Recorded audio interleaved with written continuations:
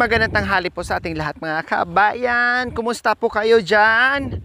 Kung kami po ang kumusta nyo mga kabayan, eto, Diyos ko, mahapdi na po yung aking labi sa sobrang lamig, sobrang lakas ng hangin po mga kabayan. No, talagang mahapdi na yung aking labi mga kabayan. Mainit siya, pero naghalo yung init sa kalamig. No, dahil nakita nyo naman, ayan po, oh, talagang liliparin ka ng hangin. Pero ganun pa man, sabi ko nga, basta sa nasa mission po tayo, rain or shine, go pa rin tayo hanggat ako'y nakakalakad pa, hanggat kaya ko pa at may boses pa ako, hala sige. Patuloy tayo sa ating paglalakbay dahil po sa inyong lahat, sa aking mapagmahal na mga sponsors, subscribers, YouTube channels, viewers, commentators, sa lahat. Salamat.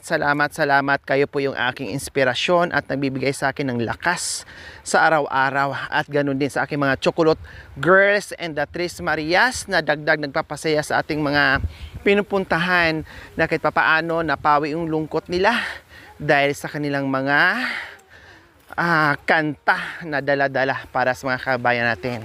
O ayan po mga kabayan, si Nanay Millie nag-i-enjoy na naman sa pamimitas ng sitaw. Wala nang paalam yan. Wow! Ano po yan? Po? Pinatanim po lang. Sa inyo na naman ito? Pinatanim daw niya. Grabe si Nanay Miling mga kabayan. Minsan, Walang bilig isa. hindi pa natatapos. Nasa kalagitnaan pa yung aming pag-uusap sa pinupuntahan namin. Nakainit na ng tubig, nakakapi na, no, nakaipon na ng mga buto-buto. Ngayon, namitas na naman kasi pananim daw niya ito mga kabayan. Kahit saan mo dalhin si Nanay Miling. Pagkasama yung tatlong Marias mga kabayan, lalo na si Nanay Miling, hindi tayo magugutuman. Dahil ang tirada niya, pagkain talaga. Mahilig siya magkulit ng mga buto-buto mga kabayan. No? Kasi dinadala niya sa view deck, tinatanim nila. No? Tinatanim lang mga kabayan. Kaya Diyos ko, ayan, di pa tayo nakarating sa bahay na pinupuntahan natin.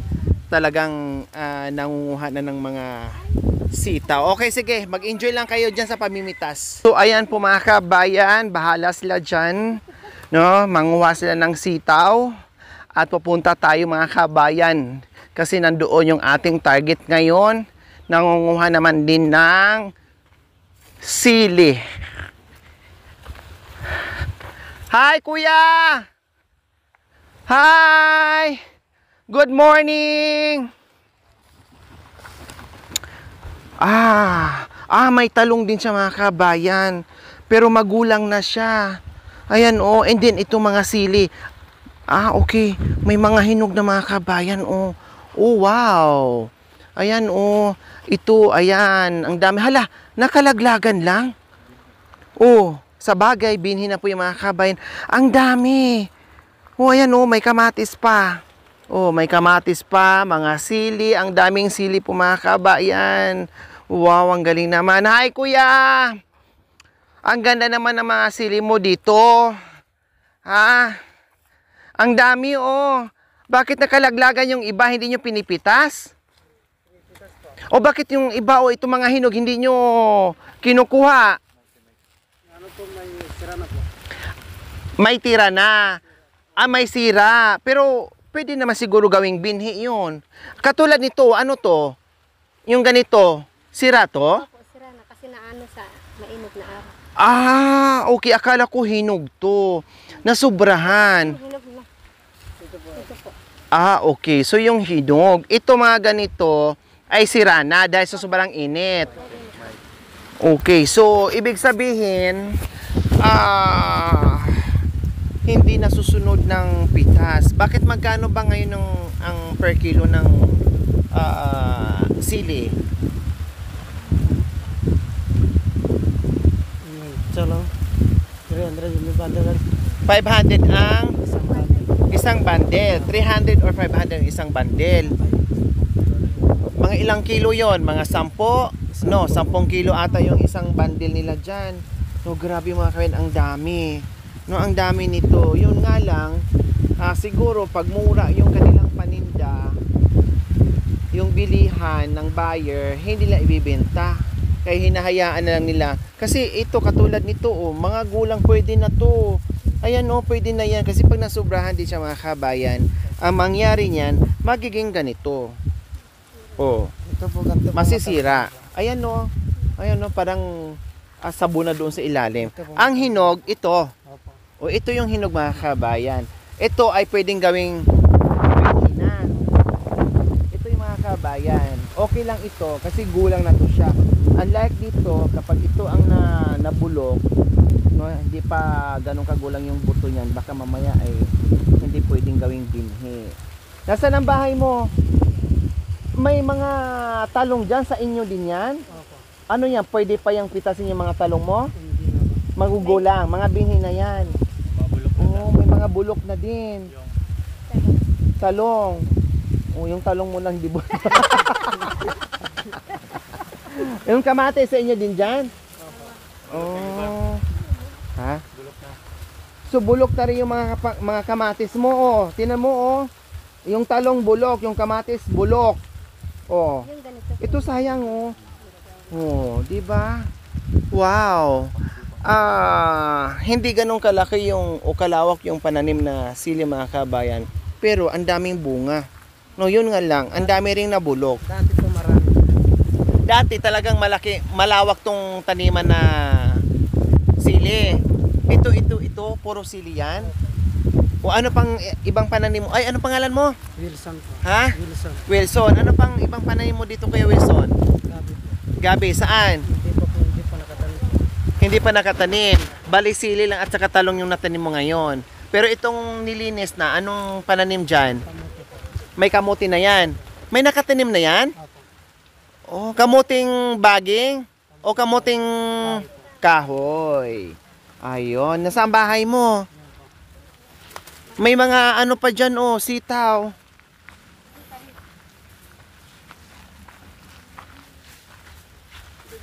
Nasaan ang asawa mo? Nasa baba po. Nasa baba? Buntis po kasi. Bakit? Anong ginawa doon? Naglaba po. Naglaba. Mahirap Sa lahat? Sa, ayun, may tubigan doon. Ayun. Mahirap na po mag-akyat po. Bakit? Buntis po. Ay, buntis ang asawa mo. Ilan ang anak? O, yun pa yon. Unang baby. Isa po po. Ha? Yan pa. Yung binubuntis pa lang? Oh, ilang buwan na ba? 6 po. 6. O, malapit na nga. 4 na buwan na lang ay mga anak. Kaya, hindi na madalas umaakyat dito. Ikaw na lang ang pumupunta dito para mabisita mo yung mga pananim. Opo. Okay, sige. Punta tayo sa bahay mo. Doon tayo magkwentuhan.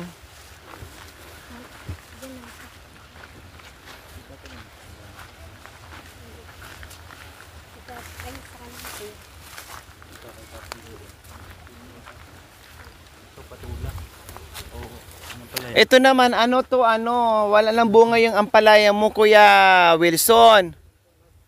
Wala na, patay na to. Patay na. Papalitan na. Oh. Yung mga sitaw doon, ayun oh. Parang mga patay na rin. Ha? May mga bunga pa ba yung sitaw? Meron po. So ayan po mga kabayan, namitas din tayo ngayon ng sitaw. Ayun no, nandun sa dulo.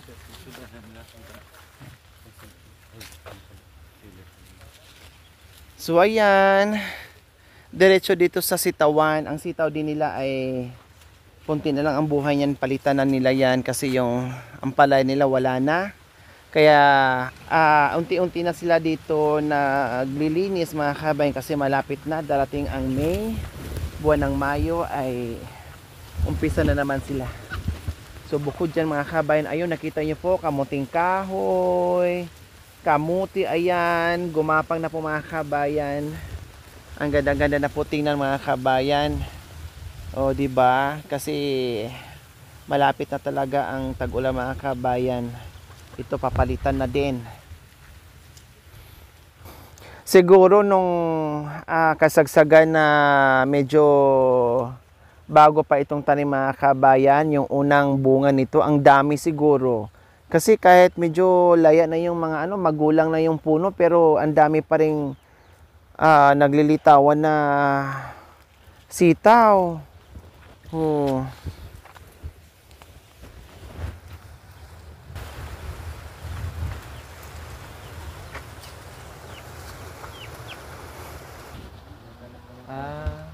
Pero layo pa ng inikot niya, no? May mga laman yan, Kuya Nelson? Ha? Ano po? Lahat? Wow, ang galing. May sisyo na po nakasama. So, ayan po mga kabayan.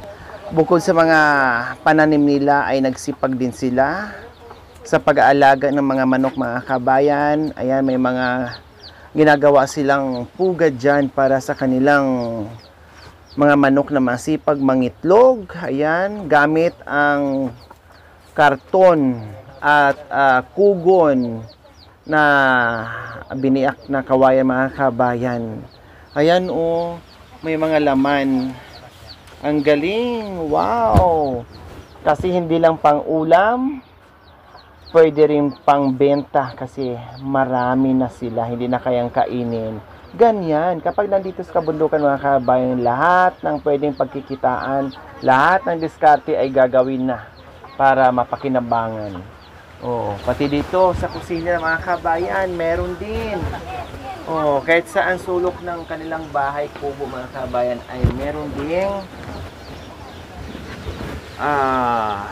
pugad, may mga itlog, may mga sisiw. Yung iba ayan, yung iba nandyan na. Ang dami lang sisiw mga kabayan. Nakakatuwa. So ayan mga kabayan, meron naman tayong natagpuan dito sa tuktok ng bundok mga kabayan. Ay, Diyos ko, grabe yung hangin. Grabe. Walang bagyo, normal.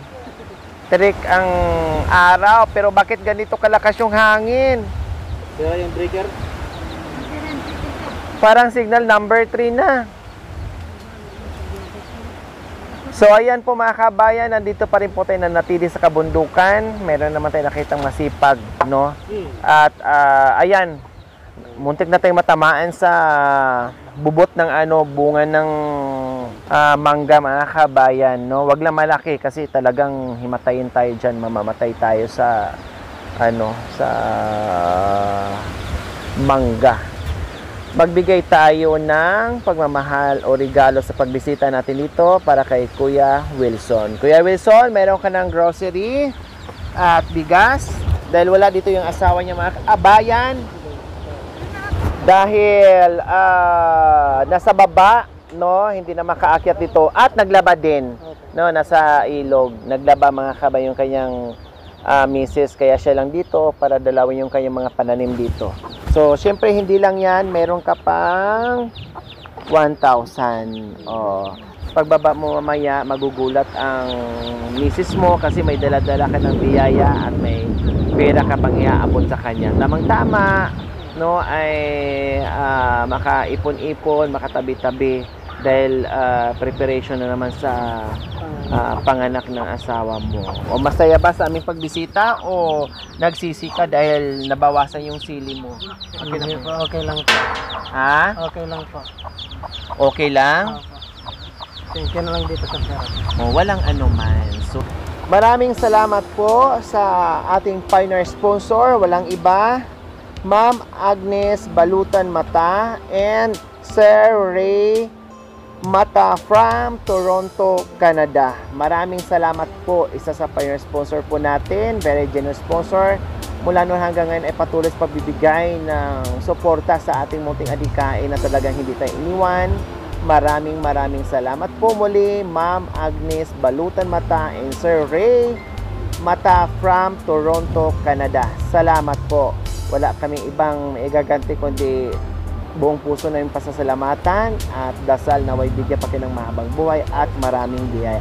Maraming salamat po.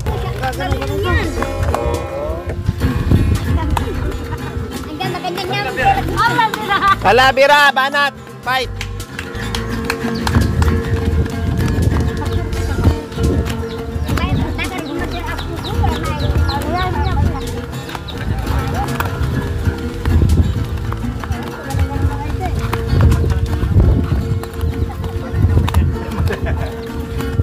Hear my song, hear my dondowa, hear my song, my love for you. Hear my song, hear my dondowa, hear my song,